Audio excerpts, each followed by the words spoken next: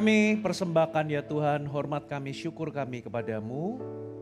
Hari ini kami merayakan kasih setiamu atas kami selama 3 tahun ya Tuhan. Kau telah menyertai kami GMS Kelapa Gading dan komunitas-komunitas di dalamnya. Kami percaya Tuhan, semua karena anugerah-Mu. Itu sebabnya hari ini kami persembahkan syukur kami, hormat kami, kemuliaan hanya bagi nama-Mu ya Tuhan. Sebab Engkau sajalah yang menjadi center dari segala sesuatunya bisa ada. Terima kasih Tuhan. Berbicara kepada kami hari ini, Roh Kudus terangi hati kami, supaya kami kenal kebenaran. Minta Tuhan supaya terjemahkan dalam hati kami, berbicara secara pribadi atas kami, sehingga kami menjadi pribadi yang diubahkan. Kami sambut firman-Mu dalam nama Yesus. Semua yang antusias katakan amin. Kita berikan tepuk tangan sekali lagi bagi Tuhan kita. Anda boleh duduk kembali, jangan lupa berikan senyum buat kanan kiri Anda. Haleluya.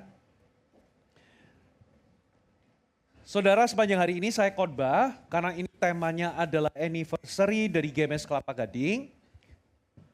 Saya khusus ambil firman Tuhan hari ini dari surat Yohanes, pewahyuan yang dia terima kepada 7 jemaat. Tapi karena kita ibadahnya cuma 5 kali, maka saya membatasinya cuma sampai 5.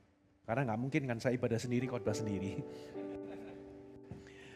Di ibadah pertama tadi adalah surat jemaat kepada Efesus. Efesus itu adalah the loveless church.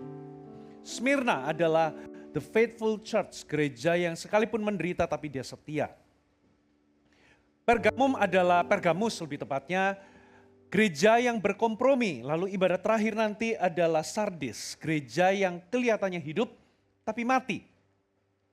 Di ibadah ini saya bicara mengenai Tiatira, the corrupt church, atau gereja yang korup, gereja yang rusak. Penyebabnya apa saudara? Kita langsung aja baca firman Tuhan, Wahyu pasal 2, kita baca ayat 18 sampai 29. Ini adalah surat terpanjang dibanding dengan surat-surat yang lain. Padahal kota Tiatira dibanding dengan 6 kota yang lain, kota Tiatira itu kota yang paling kecil. Dan tuliskanlah kepada malaikat jemaat di Tiatira. Saudara, kalau Anda melihat kata malaikat itu bicara mengenai para pemimpin rohani, gembala atau pemimpin-pemimpin rohani yang ada dalam gereja tersebut. Inilah firman anak Allah yang matanya bagaikan nyala api dan kakinya bagaikan tembaga. Aku tahu segala pekerjaanmu, baik kasihmu maupun imanmu, baik pelayananmu maupun ketekunanmu. Aku tahu bahwa pekerjaanmu yang terakhir lebih banyak daripada yang pertama. Tetapi aku mencela engkau karena engkau membiarkan wanita Isabel yang menyebut dirinya nabiah, mengajar dan menyesatkan hamba-hambaku supaya berbuat zina dan makan persembahan-persembahan berhala. Dan aku telah memberikan dia waktu untuk bertobat, tetapi ia tidak mau bertobat dari zinahnya. Lihatlah, aku akan melemparkan dia ke atas ranjang orang sakit. Dan mereka yang berbuat zina dengan dia akan kulemparkan ke dalam kesukaran besar. Jika mereka tidak bertobat dari perbuatan-perbuatan perempuan itu. Dan anak-anaknya akan kumatikan. Dan semua jemaat akan mengetahui bahwa akulah yang menguji batin dan hati orang. Bahwa aku akan membalaskan kepada kamu setiap orang menurut perbuatannya. Tetapi kepada kamu, yaitu orang-orang lain di Tiatira, yang tidak mengikuti ajaran itu, yang tidak menyelidiki apa yang mereka sebut seluk-beluk iblis atau deep secrets of Satan. Saudara, kepadanya aku berkata, aku tidak mau menanggungkan beban lain kepadamu, tetapi apa yang ada padamu, peganglah itu sampai aku datang. Dan barang siapa menang dan melakukan pekerjaanku sampai kesudahannya, kepadanya akan kukaruniakan kuasa atas bangsa-bangsa. Dan ia akan memerintah mereka dengan tongkat besi, mereka akan diremukan seperti tembikar tukang periuk, sama seperti yang kuterima dari Bapakku. Dan kepadanya akan kukaruniakan bintang timur. Siapa bertelinga hendaklah ia mendengarkan apa yang dikatakan Roh kepada jemaat-jemaat. Nah saudara, kitab Wahyu itu tidak boleh kita dekati dengan pendekatan yang salah. Banyak orang mendekati kitab Wahyu itu menganggapnya ini seperti puzzle atau seperti kode rahasia yang perlu dipecahkan. Yang ujungnya malah berakhir kepada teori konspirasi. Siapa antikrisnya, Kapan Yesus betul-betul datang? Yang akhirnya menyebabkan banyak orang Kristen itu malas atau bahkan takut kalau kita membaca kitab Wahyu. Coba bayangkan, gara-gara COVID aja kita sudah ada beberapa orang menolak diinjeksi karena merasa ini itu ada hubungannya dengan begini begitu. Lalu zaman dulu mengatakan presiden ini itu adalah antikris. Dari zaman ke zaman, banyak orang Kristen itu menebak-nebak. Saudara, bukan itu maksudnya kitab Wahyu.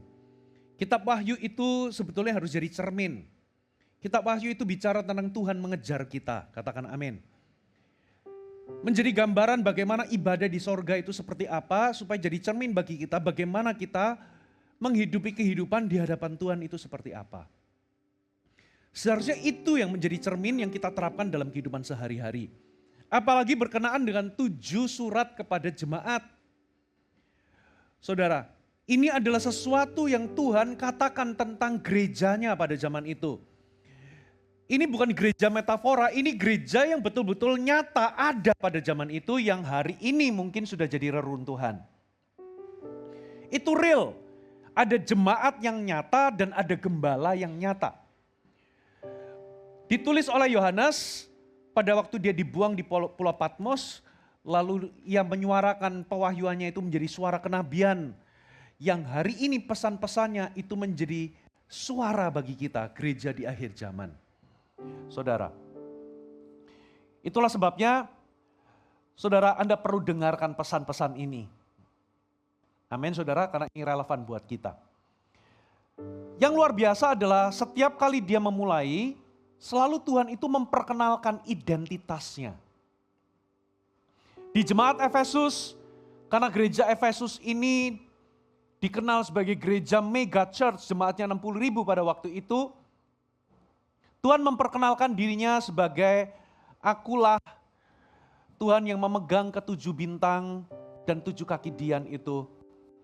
Tuhan itu bekerja dan memegang pemimpin-pemimpin rohani dan bekerja di dalam gerejanya. Katakan amin. Dia tahu kehidupan gerejanya sehingga tahu bahwa sekalipun mereka punya kualitas-kualitas, mereka bayar harga, mereka itu luar biasa, tapi mereka telah meninggalkan kasih mereka yang semula. Lalu Smyrna, gereja yang teraniaya, Tuhan memperkenalkan akulah yang awal dan akhir. Aku ini menderita juga, mati bahkan bangkit. Kenapa dia memperkenalkan begitu? Untuk memberitahu bahwa aku selalu ada bagimu di masa lalu, aku ada di masa kini, termasuk aku ada di masa mendatang. Itulah arti Alfa Omega. Dia selama ini selalu menyertai sekalipun mereka berada di lembah. Lalu jemaat Pergamus, jemaat apa tadi yang ketiga? Ya Pergamus ya. Saudara, Tuhan memperkenalkan dirinya sebagai sosok bahwa dialah hakim yang membawa pedang. Saudara, ternyata jemaat Pergamus adalah jemaat yang hidup di dalam kompromi. Mirip-mirip dengan jemaat Tiatira, tapi ada sedikit perbedaan. Jemaat Tiatira, Tuhan datang dengan memperkenalkan dirinya bahwa matanya bagaikan nyala api dan kakinya bagaikan tembaga. Menyiratkan bahwa jemaat Tiatira, sekalipun ada bagian yang dipuji, ingat kalau sesuatu dipuji berarti harus diteruskan. Jemaat Tiatira itu dipuji tentang kasih mereka, tentang iman mereka, tentang pelayanan mereka, tentang ketekunan mereka. Bahkan pekerjaan mereka sekarang tambah banyak. Berarti itu ciri-ciri gereja yang cukup dinamis, katakan cukup dinamis. Mereka ada pekerjaan kasih, mereka punya ministry atau pekerjaan pelayanan. Bahkan iman mereka dipuji oleh Yesus. Saudara, termasuk pekerjaan mereka tambah banyak. Itu ciri gereja yang berkembang, bukan gereja yang menyusut. Gak ada namanya organisasi kalau berkembang gak makin kompleks, itu gak ada. Gereja kalau bertumbuh, organisasi bisnis kalau bertumbuh pasti makin kompleks. pekerjaan pun makin bertambah. Setuju? Tapi Tuhan itu nggak seperti kita, penglihatan kita kadang terbatas. Kita mungkin kalau lihat jemaat Tiatira itu seperti jemaat Efesus, kita sudah wow. Tapi rupa-rupanya Tuhan itu, matanya itu seperti nyala api, seperti inframerah. Kalau saudara pergi ke bandara, Anda masuk di dalam infrared, kita harus lepaskan semua, lalu kita angkat tangan, di screen apakah ada benda-benda. Saudara masuk juga, barang bawaan kita masuk ke sebuah box, di situ akan kelihatan, di X-ray sampai ke dalam-dalamnya. Tuhan juga melihat segala sesuatu itu terbuka di hadapan Tuhan, kita nggak bisa sembunyikan apapun. Halo, amin. Ternyata ada sebuah keberatan yang luar biasa. Aku mencela engkau. Karena apa, saudara? Dikatakan begini, ayat 20. Tetapi aku mencela engkau karena engkau membiarkan wanita Isabel. Katakan membiarkan. Inilah yang menjadi keberatan utama dari Yesus untuk gereja Tiatira. Rupa-rupanya gereja Tiatira itu membiarkan, alias membiarkan itu mengizinkan, tidak menghentikan, tidak melarang.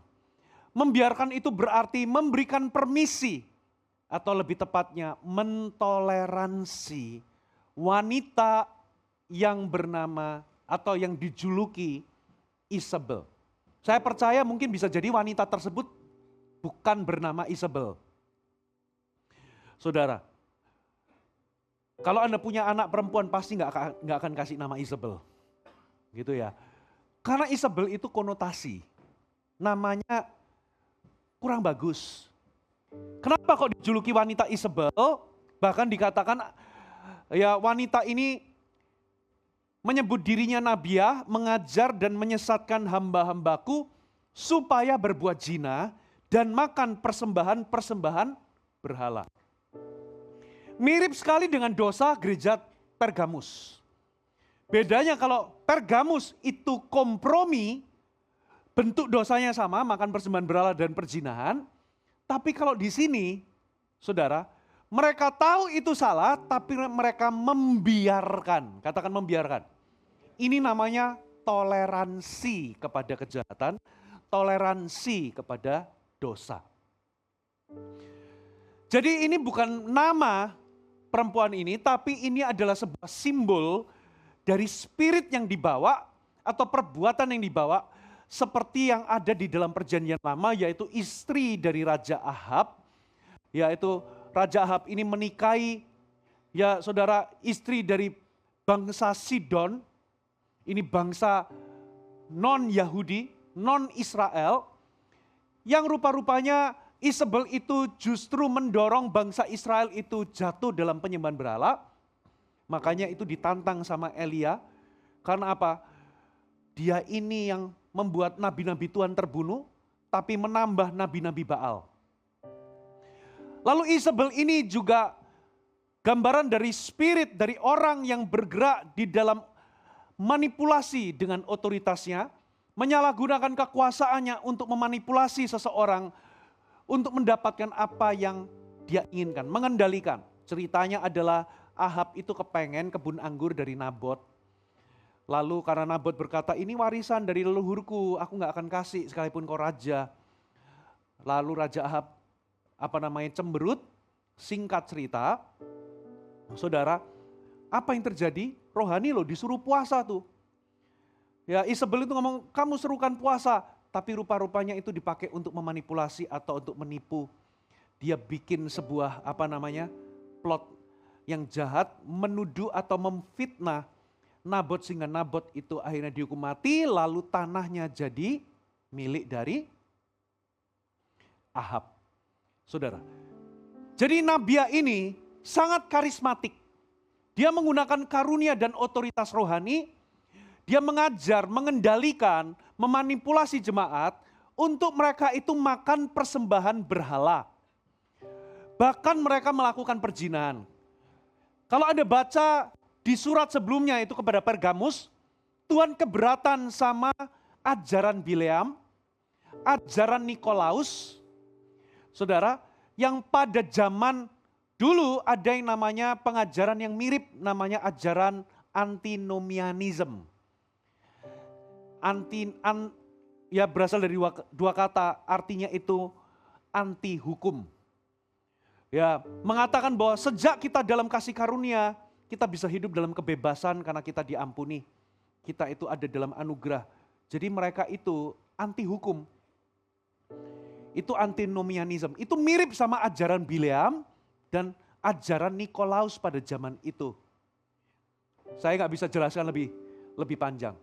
Dan itu mirip sama ajaran yang bergerak, yang muncul kurang lebih 10 tahun yang lalu, namanya hyper grace. Beberapa hamba Tuhan menyebut ini hyper grace. Nggak ada yang salah dengan grace-nya, tapi kata hyper itu ditambahkan karena memang kebablasan. Ya, mirip-mirip dengan antinomianism, tapi bedanya di sini. Semenjak kita hidup dalam kasih karunia, maka mereka itu menolak yang namanya kekudusan, menolak yang namanya hukum atau disiplin, saudara, karena menganggapnya itu bagian dari Taurat atau legalisme. Akibatnya apa? Fatal, saudara. Sangat fatal. Akhirnya doktrin seperti itu membuat orang imannya jadi nggak sehat, hanya berkanjang kepada status dia diselamatkan, tapi dia nggak mengerjakan yang namanya sanctification atau pengudusan. Karena dia menolak kekudusan. Jatuh-jatuhnya walaupun klaimnya adalah kasih karunia bukanlah izin untuk berbuat dosa dalam kehidupan mereka, mereka akhirnya kompromi. Itu di kitab surat kepada Pergamus. Namanya hyper grace. Ya, salah satu dalilnya itu adalah karena dosa kita di masa lalu, dosa kita masa sekarang, dan di masa depan sudah diampuni, maka itu bebas. Kalau kamu jatuh dalam dosa pun kamu gak perlu minta maaf, gak perlu minta ampun sama Tuhan. Gak perlu lagi ada namanya sanctification atau disiplin. Gak perlu lagi ada namanya, saudara, hidup di dalam kekudusan. Karena sejak kita lahir baru kita sudah dikuduskan dalam Kristus. Gak tahu perbedaan antara status identitas dengan hidup di dalam kekudusan. Akibatnya banyak orang jatuh dalam dosa kompromi. Hati-hati, Alkitab katakan ada peringatan. Saudara, tadi saya jelaskan panjang lebar, saya nggak bisa jelaskan. Lalu apa hubungannya dengan wanita Isabel ini? Nah, wanita Isabel ini mirip, tapi agak beda. Walaupun nggak ditulis di situ, tapi pengajarannya itu mirip dengan ajaran Gnostik pada masa itu. Apa inti dari pengajaran Gnostik? Intinya adalah, saudara, mereka membedakan antara tubuh dengan roh. Jadi, apapun yang Anda lakukan di dalam tubuhmu itu nggak mempengaruhi keselamatan rohmu. Sehingga kalau di dalam tubuh jasmani ini engkau menyembah berhala dan berzina, engkau tetap akan selamat karena itu nggak mempengaruhi rohmu. Bahaya betul, ini Gnostik. Lalu dari kata Gnostik sendiri itu artinya rahasia. Saudara, mereka akhirnya masuk di dalam pengajaran yang namanya seluk-beluk iblis, tapi mereka tersesat di situ. Itu bukan kebenaran. Makanya ada pengajaran yang namanya Deep Secrets of Satan, tapi justru jadi aneh. Sehingga Nabia ini mengajar jemaat dengan doktrin-doktrin yang tidak sehat, doktrin-doktrin yang bernada mistik, tapi juga pengajaran mereka membolehkan jemaat untuk makan persembahan berhala dan termasuk berzina dengan tubuh jasmani mereka, yang mana itu nggak berpengaruh dengan rohani mereka atau roh mereka. Mirip-mirip, saudara. Ya, sehingga itu menyesatkan banyak umat Tuhan, bahkan hamba-hamba Tuhan pada zaman itu, karena wanita ini berkarisma dan kepemimpinannya sangat karismatik tapi manipulatif dan terjadi penyalahgunaan kekuasaan di situ. Makanya dijuluki Isabel. Walaupun Alkitab nggak menyebut Isabel itu sebagai satu entitas roh jahat, tapi di dalam prakteknya pada zaman itu Anda harus mengerti. Konteksnya pada zaman itu, orang Kristen di Tiatira, mereka nggak bisa bisnis kalau mereka nggak gabung di dalam serikat dagang atau serikat pekerja. Mereka harus masuk di dalam serikat tersebut dan untuk mereka bisa berdagang, mereka harus mematuhi aturan-aturan dan nilai yang didirikan oleh serikat tersebut. Yang notabene salah satunya adalah penyembahan berhala. Secara ada ritual-ritual tertentu untuk menyenangkan dewa-dewa mereka. Mereka itu bisa pesta, maaf ya. Saudara, penyembahan berhala pada zaman itu ada yang namanya pelacuran bakti.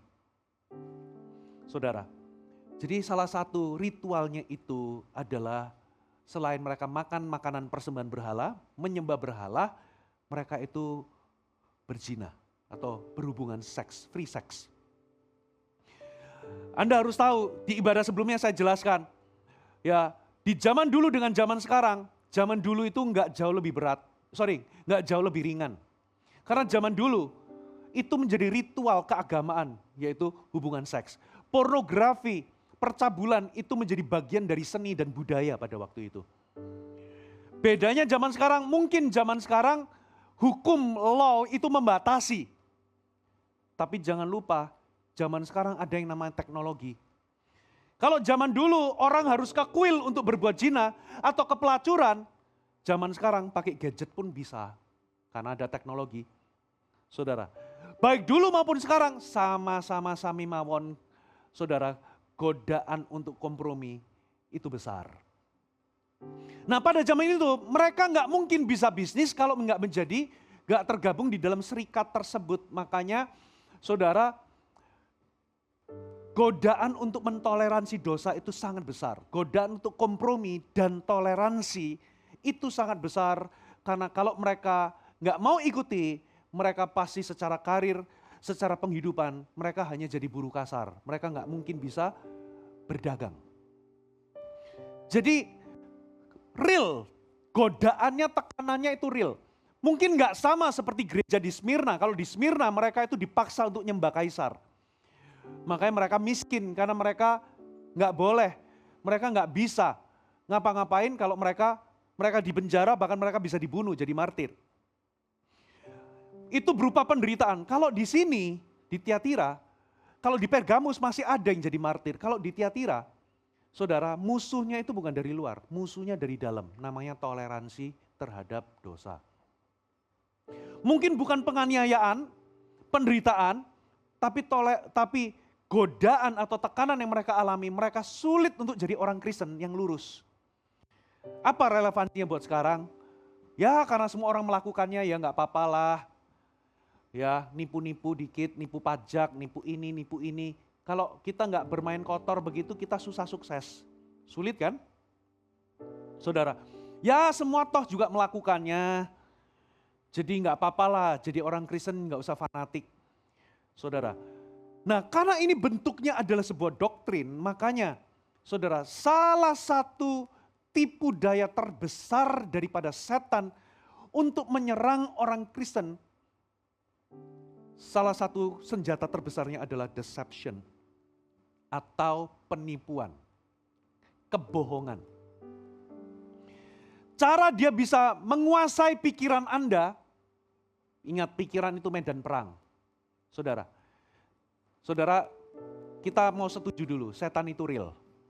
Ya jangan ada yang gak percaya, gak ada setan itu, ada saudara, real. Setan yang ganggu-ganggu di rumah, yang nangkring di atas pohon, itu kasta paling rendah. Makanya kalau Anda sampai fisik itu terakhirin di rumah cicik saya itu sampai,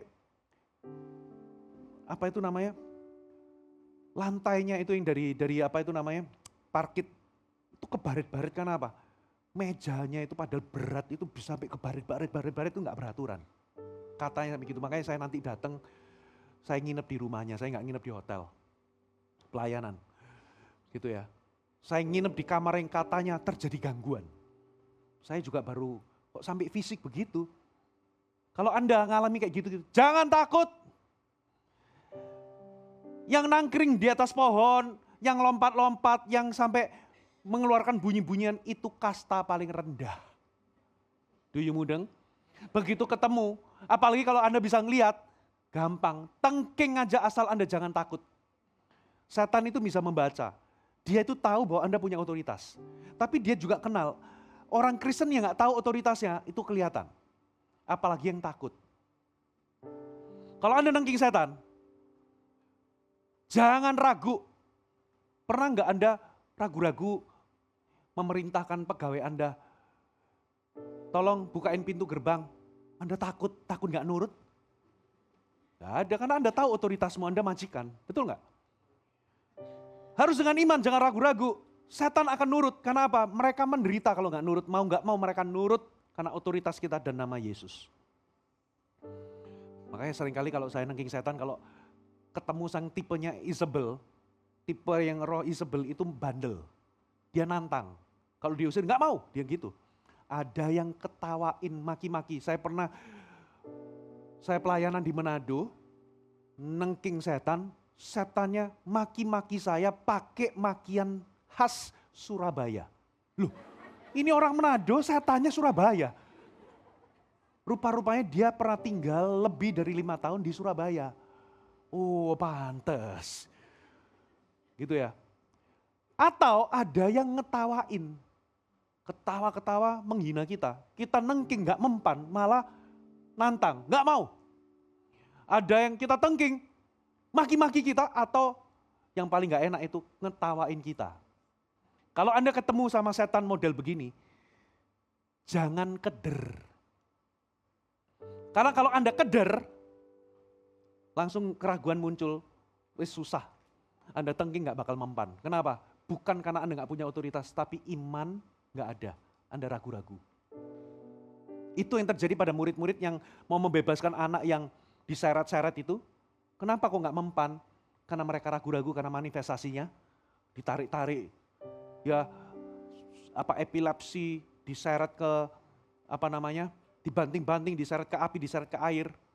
Yesus kali tengking, langsung. Bukan karena Yesus lebih berkuasa, karena Yesus tidak ragu-ragu. Makanya murid-murid datang, kenapa kok aku gagal?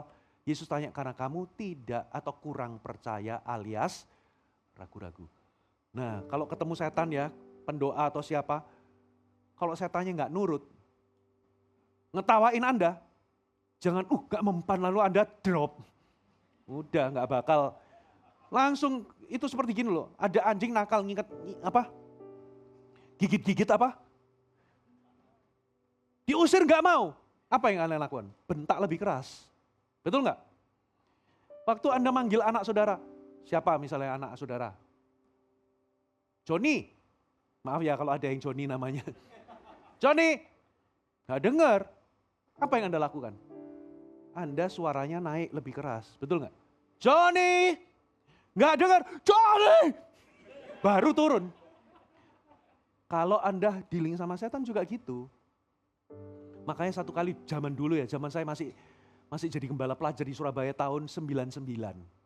Tahun 2000. Habis sementara ibadah pelajar ada kelepasan. Ada seseorang, pokoknya gini-gini lah, lagi puji-pujian saya khotbah. Sampai selesai khotbah lalu kita ini duduk-duduk di lantai karena apa? Itu namanya friendship ministry. Kita hang out supaya jiwa-jiwa baru itu kenal. Tapi ada yang kelepasan, didoakan rame-rame, gak lepas-lepas. Saya langsung datengin. Makanya kalau doa pelepasan itu jangan rame-rame. Setan tahu ini keroyokan. Kelihatannya kenceng tapi semuanya keroyokan. Langsung saya stop semuanya, berhenti. Setannya ngelihat saya. Apa yang saya lakukan? Saya begini. Linting-linting. Langsung setan ini lain ini. Setan tahu. Dia lihat, dia membaca kita. Saya linting, tambah takut dia. Yang lain keroyokan ini suruh stop, tiba-tiba linting-linting begini. Saya tengking langsung keluar. Why? Karena Anda tidak menunjukkan keraguan. Saya kok ngomong di sini sampai di mana ya? Kalau Anda di rumah ada gangguan-gangguan begitu, ngamuklah. Jangan tidak berdaya, aduh kita harus panggil pendeta, kita harus panggil orang yang bisa lihat setan. Waduh, Anda akan terkungkung di dalam apa? Ketidakberdayaan dan merasa tambah gak berdaya, merasa setan berkuasa. Kebenarannya adalah, Anda punya kuasa. Saya pernah satu kali, dulu waktu anak-anak saya masih kecil, saya punya pembantu, mbak pembantu itu suka takut. Makanya kadang-kadang kita godain, saudara. Mbak ambilin barang di kamar. Di kamar itu saya pakai, ada guling saya tutupin apa, selimut apa. Dia buka, wah takut, kita seneng. Nah, satu kali ada satu mbak itu nggak takut kayak gitu-gituan. Beneran, nggak ada takut-takutnya. Beda sama mbak satunya. Satu kali dia ketakutan, sampai nangis-nangis, sampai mau pulang. Gara-gara apa? Di dalam dapur itu ada sosok. Gitu ya, ada sosok. Waduh, begitu semua orang nggak ada, istri saya nggak ada di rumah, nggak ada orang, saya ambil gitar sendiri, saya keliling, saya bentak-bentak itu setan. Saya usir, berani-beraninya nangkring di rumahnya pendeta. Setelah itu sudah nggak ada kejadian aneh-aneh. Dan beneran bisa rasa, saya juga kalau lewat tangga ini, karena waktu itu saya ngontrak. Saya bisa tahu di tangga bagian atas mau naik ke lantai 3 itu, di situ ada orang itu. Tapi nggak kelihatan, tapi kita bisa sense. Kalau sama gitu-gitu mah, sudahlah jangan takut. Hai Bapak Ibu, gunakan otoritasmu. Marahlah kalau Anda maling masuk kan Anda marah kan. Setan masuk marah, usir, jangan takut. Jangan takut, yang ini tuh setannya gondoruo. Apalagi kalau ada orang dapat penglihatan gitu ya, jangan gampang-gampang lah ngasih tahu penglihatan. Nanti yang punya rumah itu tambah takut. Yang ini tuh modelnya, taringnya gini, yang ini tuh ancient spirit. Gitu ya, cici saya pernah ngomong itu katanya ancient spirit, semua roh jahat itu ya ancient. Mau modelnya gimana, roh jahat itu dari dulu. Sudah nggak usah digede-gedein. Jangan takut, katakan amin. Yang perlu Anda waspada itu adalah kalau setan itu bentuknya memberikan Anda ideologi yang salah. Itu tingkatnya lebih tinggi. Di medan pikiran yang membisikkan, menaruh pikiran-pikiran yang salah. Kebohongan yang membuat Anda jauh dari Tuhan. Itu permainannya, levelnya sudah level CIA. Saudara, yang tiba-tiba kok bandulannya kok jalan sendiri, yang main-main di bandulan itu, aduh sudah, yang nangkring-nangkring di atas pohon itu nggak usah takut, katakan amin. Amin saudara. Nah, makanya senjata paling ampuh si jahat itu adalah deception, penipuan, kebohongan. Makanya saudara hati-hati. Yang keberatannya Yesus itu adalah kamu membiarkan. Oh ya Pastor Fuji, apa relevansinya buat saya? Sederhana. Berapa banyak di antara Anda tahu bahwa Anda itu berkutat di dalam satu atau dosa yang tersembunyi. Anda tahu itu salah, tapi Anda tidak ada upaya untuk bereskan. Anda biarkan itu menetap dalam diri Anda. Tidak ada upaya untuk Anda datangi, kalau Anda nggak ada upaya untuk Anda minta didoakan, minta dilayani, nggak ada upaya untuk Anda bertobat, membereskan itu, berhenti melakukannya, itu sama seperti Anda mentoleransi dosa dalam hidup Anda. Saudara, apa relevansinya buat saya? Ini bukan sekadar ajaran, tapi mungkin beberapa di antara Anda mentoleransi sesuatu dalam diri Anda yang Anda tahu itu salah. Anda tidak ada dorongan untuk membereskannya. Anda tidak ada upaya atau langkah-langkah tertentu yang bisa lakukan. Paling tidak kalau Anda terus terjerumus dalam dosa yang sama. Anda paling tidak datang ke pastor Anda atau pemimpin rohani Anda. Mengakuinya di hadapan, membawanya di dalam terang dan minta tolong. Alih-alih Anda menyembunyikannya dan membiarkan itu terus ada dalam kehidupan saudara. Kata membiarkan itu. Saudara, tapi kabar baiknya, saudara, Tuhan memberikan waktu untuk perempuan ini bertobat. Betul ya? Tapi ingat, waktu itu terbatas. Makanya Alkitab katakan, jangan kira walaupun Anda di dalam kasih karunia tidak ada disiplin, tidak ada penghakiman loh saudara atas dosa. Buktinya perempuan ini dilempar ke ranjang orang sakit. Itu bentuk penghakiman. Bahkan anak-anaknya akan kumatikan. Orang-orang yang gak bertobat juga akan ikut di dalamnya. Now you wonder, ada dosa-dosa tertentu itu tidak mendatangkan maut. Tapi ada dosa tertentu itu mendatangkan maut. Dan itu juga terjadi dalam perjanjian baru. Ananias dan Safira. Saudara, kita gak bisa menilai orang. Hanya Tuhan yang tahu. Kita gak bisa hakimi orang. Tapi ada kasus-kasus karena dosa seseorang mati lebih cepat daripada sebelumnya. Daripada seharusnya. Kenapa? Saudara, kita gak bisa hakimi seseorang, matinya seseorang itu di tangan Tuhan.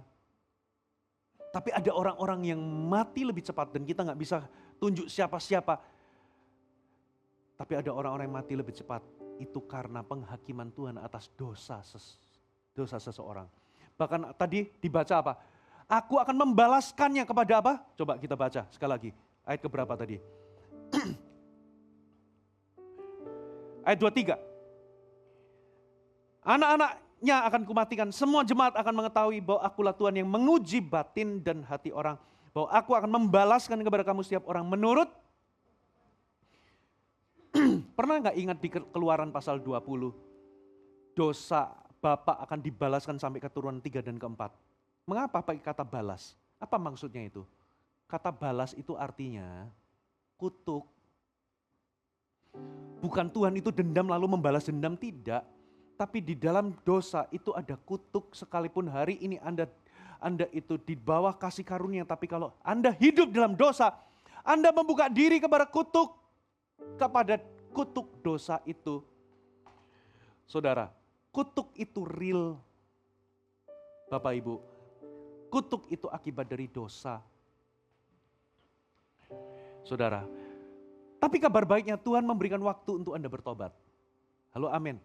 Tapi kalau Anda biarkan itu berlama-lama, saudara, Anda harus tahu, Dia itu Bapa yang Maha Kasih.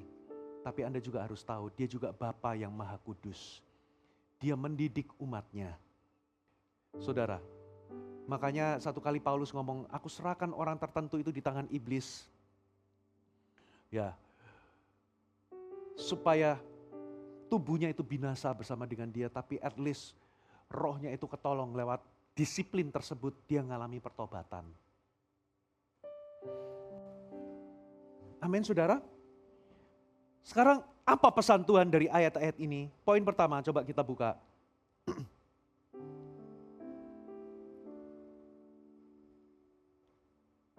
Tunduklah kepada Allah. Katakan tunduk. Begini saudara, tadi saya lanjutkan dulu. Setan itu akan menyerang kita, itu lewat dua hal. Dengan deception. Ingat, setan itu bapak pembohong, berarti sumber segala kebohongan itu datangnya dari setan. Dan kalau dia bohong, Alkitab katakan dia itu lahir dari kehendaknya atau dari dirinya sendiri. Maksudnya apa? Bohong itu adalah mother tongue-nya iblis. Itu adalah bahasa ibunya iblis. Memang dari sononya dia itu memang nature-nya berbohong. Makanya kalau kita berbohong, maka bapak kita itu setan. Dialah bapak segala pendusta, kata Alkitab. Betul ya? Caranya gimana? Pertama-tama dia akan membuat kita mempertanyakan firman. Tuhan kan ngomong, saudara, jangan kamu makan buahnya. Sebab ketika kamu makan, kamu sekali-kali akan mati. Setan ngomong, bukankah segala pohon di dalam taman ini tidak boleh dimakan, bukan? Loh kok dibalik? Kok segala pohon? Padahal Alkitab ngomong semua pohon boleh dimakan kecuali satu. Dibuat dia mempertanyakan firman. Setelah mempertanyakan, dibalik, diputar balik. Bukankah Tuhan ngomong jangan kamu makan atau jangan kamu raba, ditambahin raba. Padahal Tuhan ngomong jangan dimakan. Ya, maka kamu akan mati, tapi aku berkata kepadamu, sekali-kali tidak. Nah, di sini. Tapi kamu akan jadi seperti Tuhan, kamu jadi ngerti mana yang baik dan mana yang buruk. Diputar balik. Saudara, pertama Anda dibuat mempertanyakan firman. Makanya separuh kebenaran itu juga kebohongan. Iblis akan memberikan Anda separuh kebenaran tapi separuhnya enggak. Anda harus dapatkan itu utuh. Iblis juga bisa pakai firman loh untuk membohongi kita. Nggak apa-apa, kan Tuhan itu maha kasih. Nggak apa-apa kamu buat dosa, nanti kamu datang minta ampun, Tuhan akan mengampunimu. Tapi hidupmu hancur. Karena iblis datang untuk mencuri, membunuh, dan membinasakan. Karena kalau Anda makin terikat dalam dosa, hidupmu hancur. Nggak apa-apa lah, Tuhan ingin kamu damai. Tuhan tahu yang menjadi kebutuhanmu. Tuhan ingin kamu bahagia, jadi kamu lakukan. Nggak apa-apa lah, toh semua orang juga melakukannya. Nggak ada yang sempurna di muka bumi. Dia pakai ayat, Tuhan ingin kamu bahagia. Itu sebabnya lakukan apa yang kamu inginkan. Dia pakai separuh kebenaran, sisanya dipelintir. Dan parahnya banyak orang Kristen percaya. Begitu dia kuasai pikiran Anda, dia dapatkan seluruh hidup Anda. Saudara, makanya hati-hati dengan kebohongan. Baca firman itu yang utuh, karena iblis mencoba Yesus itu juga pakai ayat. Makanya Yesus jawabnya juga ada tertulis. Yesus tahu konteksnya. Iblis gunakan ayat untuk menggunakannya untuk kepentingan pribadi. Kalau kamu jatuh nanti ada malaikat yang menantang, bukankah itu tertulis dalam firman. Tapi Yesus juga jawab, jangan mencobai Tuhan Allahmu. Halo, amin. Saudara, jadi yang pertama apa yang harus Anda lakukan? Tunduklah kepada Allah. Firman-Nya berbunyi demikian. Coba dibuka ayatnya, Yakobus. Tunduklah kepada Allah, lawanlah iblis, maka ia akan lari daripadamu. Masuknya tunduk itu bagaimana? Anda hidup di bawah payung, kalau Anda tunduk pada otoritasnya, ketuhanannya, Anda hidup di dalam payung pemeliharaannya atau coveringnya. Tapi arti sejati dari kata tunduk itu namanya Anda hormat atau takut akan Dia. Siapa yang ikut worship night kemarin? Bolehkah saya tahu? Oke, lumayan lah. Saudara, Bapak Ibu, Anda nggak mungkin bisa menang terhadap serangan setan dalam kehidupan Anda kalau Anda tidak memiliki takut akan Allah. Gereja di Kisah Rasul itu hidup dalam damai sejahtera, mereka bertumbuh karena mereka hidup dalam takut akan Allah. Bukan hanya hidup dalam kasih karunia Allah saja. Seringkali gereja hanya memberitakan satu sisi yaitu kasih karunia-Nya, tapi tidak pernah menginstall atau mengajarkan yang namanya takut akan Allah. Karena dengan takut akan Allah, seseorang itu bisa membenci kejahatan. Amsal 18 ayat 3. Coba buka kalau nggak salah. Kalau salah saya mohon dimaafkan. Amsal 18 ayat 3. 1, 2, 3. Oh, ayat 13. Terima kasih sudah membenarkan. Takut akan Tuhan ialah membenci kejahatan. Dan apa saudara? Bukan hanya kejahatan, tapi aku benci kepada apa? Kesombongan, kecongkakan, tingkah laku yang jahat, mulut penuh tipu muslihat. Kesombongan, kecongkakan kadang nggak kelihatan. Tapi kalau perzinahan itu kan langsung kelihatan. Tidak ada lain tidak bukan. Kalau Anda mau menang sama yang namanya dosa, Anda harus memiliki sikap Allah terhadap dosa, yaitu membencinya setiap saat.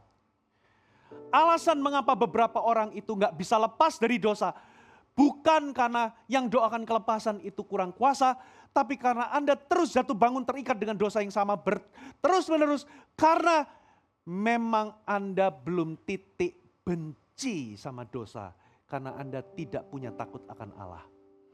Semakin Anda kenal kekudusan Allah, kalau Anda kenal kasih karunia Allah, Anda bisa menghampirinya tanpa rasa takut. Karena kita diselamatkan karena kasih-Nya yang besar. Katakan amin. Tapi kalau Anda cuma kenal kasih-Nya, tapi nggak kenal kekudusannya, hidupmu pincang. Anda harus tahu bahwa Allah itu maha kudus. Kuduslah kamu sebab aku kudus. Hendaklah kamu hidup suci sebab aku suci, kata firman. Kalau Anda kenal kekudusan Allah, di situ bertumbuh yang namanya takut akan Allah. Muncul segan hormat kepada Tuhan. Dan dari situ Anda kalau mulai kenal Tuhan lebih lagi karena Tuhan kudus, Dia itu nature-nya benci sama yang namanya dosa, maka Anda juga ikut benci apa yang Tuhan benci. Anda ikut cinta apa yang Tuhan cinta. Katakan amin. Dan saudara nggak bisa lepas dari dosa kecuali dengan satu senjata ini namanya tunduk atau takut kepada Allah. Takut di sini bukan teror ya, ketakutan. Tapi segan hormat karena cinta. Bentuknya takut akan Tuhan itu adalah benci sama dosa. Benci kejahatan. Katakan amin. Saudara. Nah, coba cek. Apa sikapmu sama dosa? Sama enggak sikapmu terhadap dosa itu dengan sikap Allah terhadap dosa? Sampai di titik benci enggak? Coba, di sini ada yang suka kotoran sapi? Pasti Anda benci kotoran kan, betul ya? Anda benci kotoran sapi. Ada di sini, Pastor Fuji, saya cinta kotoran sapi. Ada di sini? Aneh kan? Gak mungkin ada yang cinta kotoran sapi. Apalagi kalau di gereja ini, ini pas worship night saya ngomong. Di gereja misalnya, waktu Anda mau masuk ternyata ada kotoran sapi di depan pintu. Banyak lagi.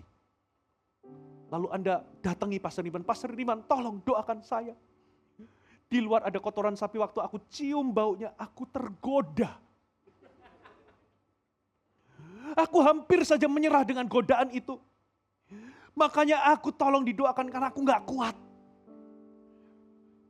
Ada yang begitu? Aneh kan pasti. Aku sudah cium itu dari 10 meter. Dan itu membuat saya ingin menciumnya. Karena itu menarik bagiku, karena aku menyukainya. Ada yang begitu? Aneh. Nah seperti itulah sikap Tuhan terhadap dosa. Seperti kita melihat kotoran, jijik. Saudara, tapi sayangnya, kenapa kok kita nggak bisa lepas sama dosa tertentu? Karena kita masih cinta, kita masih sayang sama dosa itu. Padahal di mata Tuhan itu jijik, Tuhan benci. Tapi kita belum sampai di titik sama membencinya. Kenapa? Karena kita tidak punya takut akan Allah. Saudara cuma kenal kasih karunia-Nya, tapi saudara tidak berkembang di dalam takut akan Tuhan. Makanya yang pertama, solusi untuk Anda tidak mentoleransi dosa dalam kehidupan Anda, apalagi kalau ada kebohongan-kebohongan setan dari pengajar-pengajar palsu atau budaya masyarakat yang namanya Isabel dalam kehidupan Anda harus kembangkan takut akan Allah. Karena ketika Anda tunduk kepada Allah, saudara, Anda bisa hempaskan setan. Anda bisa tolak pekerjaan setan dalam kehidupan Anda. Alkitab katakan, tunduklah kepada Allah, takutlah kepada Allah, lawanlah iblis. Alkitab berkata, dia yang lari, bukan Anda yang lari. Dia yang ketakutan, bukan Anda yang ketakutan. Amin, saudara. Yang kedua. Tutup setiap celah atau pintu-pintu yang terbuka. Saudara perlu tutup. Maksudnya bagaimana? Coba kita baca ayatnya Efesus 4 ayat 26 sampai 27. Apabila kamu menjadi marah, janganlah kamu berbuat dosa, janganlah matahari terbenam sebelum padam amarahmu. Dan ayat 27, janganlah beri kesempatan kepada iblis. Versi terjemahan Indonesia berkata, jangan beri celah kepada iblis. Terjemahan yang lain, TMV berkata, jangan berikan peluang kepada iblis. Versi NIV, don't give the devil a foothold, jangan memberikan pijakan. Versi Amplified dikatakan begini, and do not give the devil an opportunity to lead you into sin by holding a grudge, or nurturing anger, or harboring resentment, kekecewaan, cultivating bitterness. Jangan beri kesempatan kepada setan yang menjerumuskan kamu ke dalam dosa dengan menyimpan dendam, memelihara kemarahan, menyimpan kebencian, memupuk kepahitan. Jadi dengan kata lain, saudara, kadangkala serangan setan itu masuk dalam kehidupan kita itu dompleng sama kedagingan kita sendiri. Sehingga kalau kita itu bergerak di dalam kedagingan kita sebetulnya sedang memberikan celah untuk iblis bekerja, memberikan kesempatan untuk iblis bekerja dalam kehidupan kita. Tutup semua celah dalam kehidupan kita, tutup semua kesempatan dalam kehidupan kita. Jadi kalau sisi kedagingan kita itu memelihara kemarahan, kekecewaan, Anda menolak untuk mengampuni, apa yang terjadi? Itu jadi apa? Jalan masuk buat setan. Saya pernah melihat satu pelayanan pelepasan, saudara. Tapi ini jangan ditiru ya, karena hamba Tuhan ini menginterogasi setannya. Jangan ditiru karena ini kontroversial, karena setan itu bapak pendusta. Tapi waktu itu dia perintahkan setannya, kamu sejak kapan kamu masuk di sini? Dia ngomong dari sejak wanita ini cerai sama suaminya, lalu dia simpan kepahitan. Dan dari situlah itu jadi foothold atau menjadi legal access untuk setan itu menguasai hidup wanita ini. Karena apa? Kecewa, pahit sama suaminya, mantan suaminya. Saudara, setan jadi punya legal access. Jadi dalam di titik ini Anda harus tahu, ada serangan setan tertentu itu bekerja dalam kehidupan Anda itu melalui izin yang Anda berikan kepadanya. Melalui pintu yang Anda buka kepadanya. Nah, itulah sebabnya kita harus takut akan Allah. Yang kedua, Anda tutup semua pintu. Katakan amin. Saudara, karena setan itu tahu dia mau serang apa, itu pakai umpan apa, dia tahu. Saudara, kalau Anda itu cinta uang, ginilah, kalau Anda itu mau nangkap tikus di rumah, apa umpannya saya mau tanya? Pakai emas? Pakai berlian? Pakai uang dolar? Nggak ngefek bagi nggak doyan, tikus itu nggak doyan uang, nggak doyan emas. Tapi kalau Anda kasih ikan asin, baru. Setan itu tahu kasih umpan apa kepada si A yang itu afdol. Mungkin umpan bagi si A itu nggak mempan untuk si B. Saudara, nah ini saya kasih ilustrasi ya, barusan kemarin ini lucu. Kemarin ini saya lagi pelayanan kan, retreat Pro M gitu. Nah, saudara saya ini terakhir sudah jaga makan, saudara, dari sejak bulan Oktober tahun lalu. Karena berat saya waktu itu 80 kg. Saya cabi, saya gemuk, hari ini saya sudah 70 kg. Karena saya sudah jaga makan sekarang. Saudara, kalau malam usahakan gak makan, sudah menghindari nasi, gula-gula dan sebagainya, saya sudah menghindari. Saya sekarang jauh lebih sehat. Apalagi saya gara-gara Pastor Iwan, saya diajakin main basket. Main basket itu saya sudah tinggalkan dari sejak 9 tahun 98. Saya nggak main, baru main itu baru beberapa bulan lalu diajak. Bayangkan 98 itu tahun 2000 sampai sekarang aja sudah 25 tahun. Saya terakhir main itu 2010 itu terus kaki saya keseleo. Makanya saya nggak pernah main. Sekarang saya ini baru saja bertobat dari kemurtatan bertahun-tahun. Saya mulai olahraga lagi gitu ya. Mulai jaga makan, mulai rutin olahraga, saudara. Nah, waktu saya di green roomnya retreat Pro M kemarin, ada orang ini jus enak. Oh sorry saya nggak mau. Oh ini nggak ada gulanya. Iya tapi jus itu kan gula, buah-buahan kan gula. Sorry saya tolak ya, saya minum air putih saja. Tiba-tiba habis itu keluar asinan Bogor. Wah ini susah ini. Saya itu doyan banget asinan Bogor, bisa setiap hari makan asinan Bogor. Akhirnya saya, waduh ini susah ini, saya ngomong gitu. Akhirnya saya makan asinan Bogor. Yang nyuguhin saya jus. Asinan Bogor itu lebih manis, gulanya lebih dahsyat daripada jus. Iya, karena kamu tahu umpan yang tepat untukku. Saya kalau jus bisa tolak, tapi asinan Bogor saya nggak tahan. Dari situ saya muncul ilustrasi. Setan itu tahu umpan apa yang tepat karena dia tahu kelemahanmu. Saudara, kalau Anda cinta uang, setan pakai uang untuk menjeratmu. Kalau Anda itu sombong, dia akan pakai keangkuhan untuk menjeratmu. Dia tahu umpan apa, makanya saudara, poin ketiga saya catat baik-baik.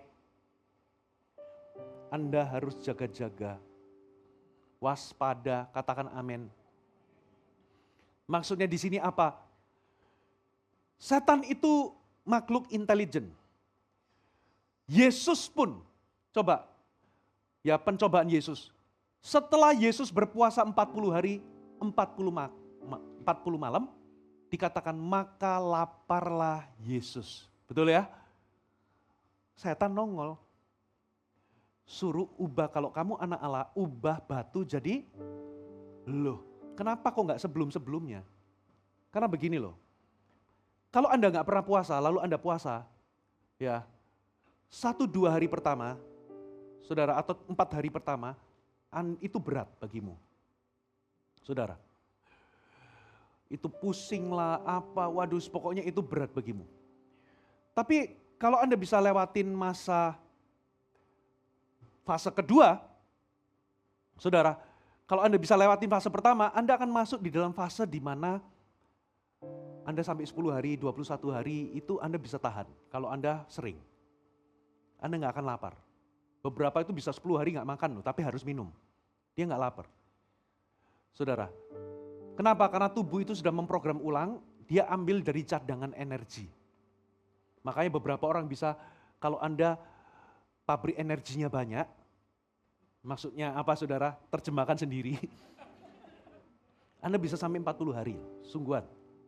Setelah itu Anda akan masuk ke fase di mana tiba-tiba cadangan energi itu habis, disitulah Anda akan kelaparan dengan hebat, di situ Anda harus makan, kalau enggak itu membahayakan kesehatan. Nah, Yesus itu masuk ke fase yang ketiga, di mana dia harus makan untuk dia melanjutkan hidup. Kalau enggak bisa berbahaya bisa mengancam nyawa. Di titik itu setan menggoda. Berarti dia tahu timing yang tepat, dia tahu umpan apa, yaitu roti. Bukan dikasih emas, tapi makanan karena dia lagi lapar dan dia memang harus makan dan dia memang selesai untuk berpuasa jadi dia berhak untuk makan. Dia tawarin roti. Makanya setan itu tahu timing kalau kita nggak waspada. Saudara, setan itu tahu timing, dia tahu kelemahan kita, dia tahu timing yang tepat kapan menyerangnya. Makanya kita harus setiap hari berjaga-jaga. Halo, amin. Karena kalau kita nggak sadar, kita bisa jatuh dalam perangkap. Perangkapnya itu belum tentu, saudara, perzinahan, bisa macam-macam. Contoh ya, kok bisa Anda waktu bertengkar sama istri, bertengkar sama suami, kok tiba-tiba mantan chatting? Kok bisa? Waktu Anda kelelahan, stres, tiba-tiba godaan untuk pornografi muncul. Waktu Anda bepergian sendirian di hotel, godaan untuk Anda melihat tontonan-tontonan atau melakukan sesuatu itu kok bisa muncul godaan itu. Waktu Anda lagi butuh duit, lagi kepepet kok muncul godaan untuk korupsi. Saudara, kenapa kok nggak kemarin-kemarin waktu semuanya oke? Muncul godaan untuk menggelapkan dana. Kenapa? Karena setan tahu kapan timing yang tepat untuk menyerang saudara. Karena dia tahu saudara kelemahanmu apa, kapan timing yang tepat. Makanya kita harus sadar dan berjaga-jaga. Makanya jangan jadi orang Kristen yang pasif. Ikutlah CG, berikan dirimu dimuridkan. Supaya apa? Setiap minggu Anda juga rutin datang di gereja, Anda melayani. Ya, itu pun Yesus pun dalam kondisi puasa pun masih digoda. Supaya kita ini dalam keadaan alert, tidak tidur rohani. Katakan amin. Lalu yang berikutnya apa saudara? Bukan hanya waktunya, saudara, yang tepat, tapi tempatnya juga tepat. Saudara, di padang gurun itu nggak ada toko roti, nggak ada. Nggak ada, di situ tuh sepi kering kerontang. Nggak ada di padang gurun, nggak ada toko buka. Tempatnya juga tepat. Lalu apa lagi? Identitas Yesus. Setan itu waktu tanya, kalau memang kau anak Allah, itu bukan pertanyaan meragukan dia itu anak Allah. Setan tahu dia anak Allah. Justru dia ngomong, kamu itu kalau memang anak Tuhan itu namanya bombong-bombongin, tahu ya. Saya nggak bisa mengeluarkan dalam bahasa Indonesia. Dibombong-bombongin, tahu ya. Kalau kamu memang laki-laki, balas tuh orang. Nah gitu loh. Setan tahu Yesus punya kemampuan melakukannya. Lewat identitasnya sebagai anak Allah. Kalau memang kamu anak Allah, ubah roti jadi, kembali, batu jadi roti. Ya, lidah memang tidak ada tulangnya. Tapi beberapa Anda amen-amen aja.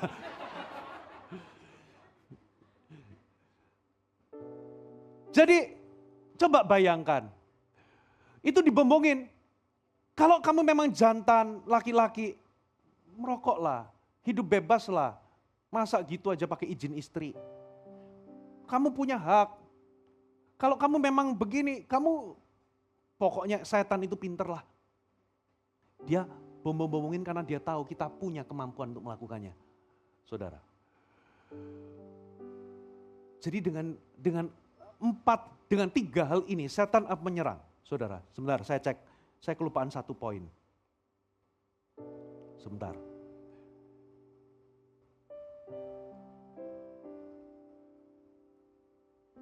Saya lupa, saya catat udah. Tadi apa? Identitas, waktu, sama tempat. Semuanya itu pas. That's why, saudara, Anda perlu berjaga-jaga. Katakan amin. Dengan cara demikian, saudara, Anda akan terhindar dari deception. Anda nggak akan mentoleransi dosa dalam kehidupan Anda. Amin, saudara. Saya tutup dengan satu ayat. Firman Tuhan ngomong begini, jangan memberikan fasilitas, saudara, kepada daging. Jangan merawat tubuhmu untuk, bahasa kalau di dalam terjemahan kita, jangan merawat tubuhmu untuk mengikuti keinginannya.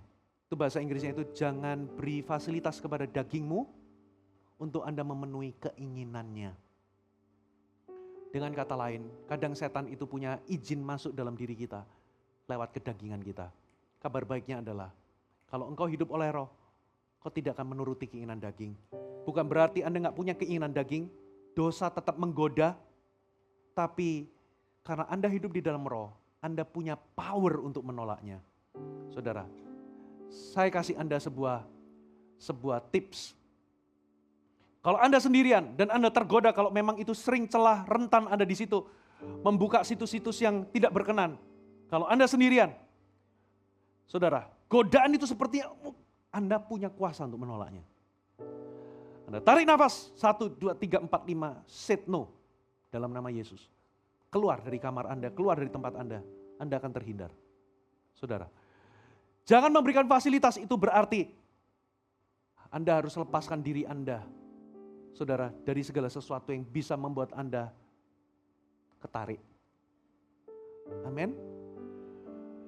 Kalau Anda tahu pergi ke clubbing bisa membuat lu jatuh dalam dosa, nggak usah seumur hidup ke sana. Pergi ke clubbing, dengerin musik, dosa nggak? Enggak.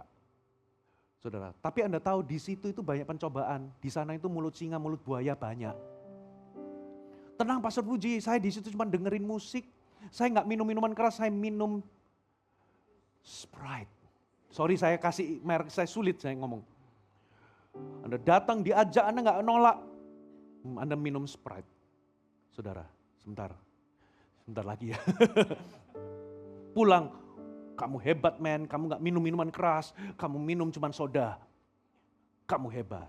Tapi Anda terus kasih fasilitas, Anda diajak, Anda nggak tolak dengan tegas. Padahal Anda punya kemampuan untuk melakukannya. Sungkan. Diajak lagi, ayolah kayak kemarin. Minum soda gembira. Anda datang di situ, Anda nggak minum bir, Anda nggak minum vodka, Anda minum soda gembira. Dengerin musik, saudara. Pulang, kamu nggak jatuh dalam dosa, kamu hebat. Tapi Anda nggak putuskan. Minggu depan diajak lagi, Anda nurut. Di situ, ayolah minum yang ini loh, ini cuma 1%. Nggak akan ngaruh dari 1%, 2%, 5%, akhirnya apa? Anda minum obat, lalu di situ apalagi ada banyak orang bajunya itu kurang berapa meter, waktu dia beli itu kurang kainnya, itu membuatmu terfasilitasi dagingmu, Anda memberikan dirimu di front line pada peperangan atau pencobaan. Dengan kata lain, tiba-tiba Anda mendapati, kok aku sudah tinggal di Sodom kayak Lot? Kok aku sudah tinggal di sini? Tempat yang akhirnya dihancurkan oleh Tuhan. Dan itulah yang membuat istri Lot waktu disuruh pergi, jangan noleh, tapi dia noleh. Kenapa? Dia masih sayang kehidupan di Sodom. Dia nggak tegas dari awal. Lot kehilangan segalanya. Kehilangan istrinya, kehilangan rumahnya, harta bendanya. Karena dia tinggal di tempat yang seharusnya Tuhan itu tahu bahwa Tuhan tidak mentoleransi. Tiba-tiba, kok Anda sudah tinggal di Sodom? Kok Anda sudah terjerat dengan berbagai dosa? Karena dari sejak awal, Anda tidak tegas, tapi Anda seperti jemaat Tiatira, Anda mentoleransi. Mari kita bangkit berdiri sama-sama.